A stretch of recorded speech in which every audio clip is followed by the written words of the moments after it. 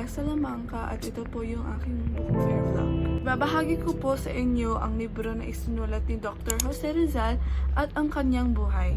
Alam niyo ba kung sino si Dr. Jose Rizal? Si Dr. Jose Rizal ay isang Pilipinong bayani at isa sa pinakatanyag na tagapagtaguyod ng pagbabago ng Pilipinas noong panahong pananakop ng mga Kastila. Pinanganak si Dr. Jose Rizal sa Calamba, Laguna. Mga magulang ni Dr. Jose Rizal ay sina Ginoong Francisco Mercado at Ginang Teodora Alonzo. Si Dr. Jose Rizal ay nag-aaral sa Ateneo de Manila at nakakuha ng diploma.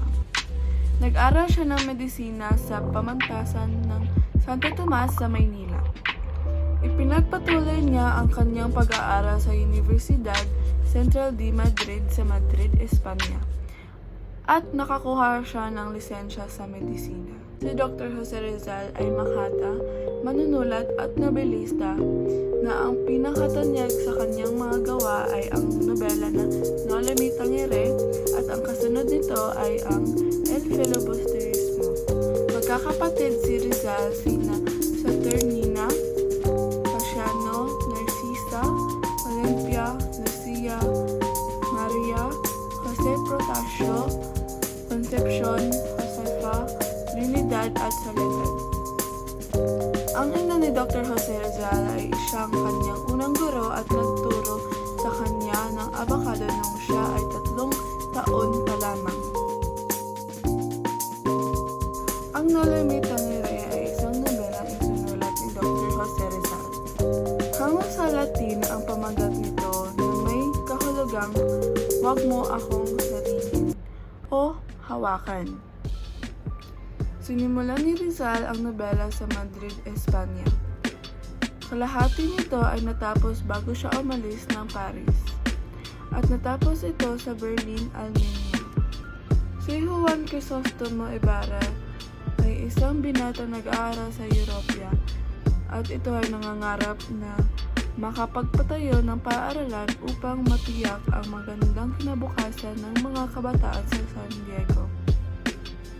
Si Maria Clara ay ang mayuming kasintahan ni Crisostomo.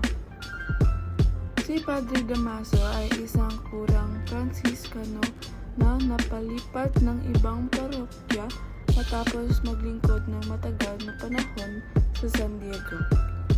Siya ang tunay na ama ni Maria Clara. Si Kapitan Tiago ay isang mangangalakal na tiga Binondo na asawa ni Pia Alba at ama-amahan ni Maria Clara.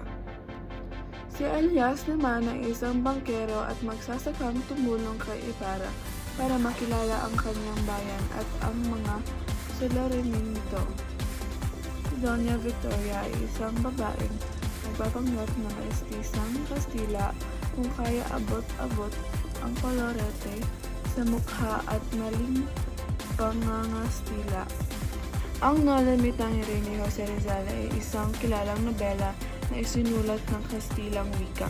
Nobelang ito ay nagsisimula sa pagbabalik ni Crisostomo Ibarra sa Pilipinas matapos ang maraming taon na pag-aaral niya sa Europa. Ang mga pang-aabuso at pag-iintriga ng mga praile, partikular ni Padre Damaso at mga opisyal.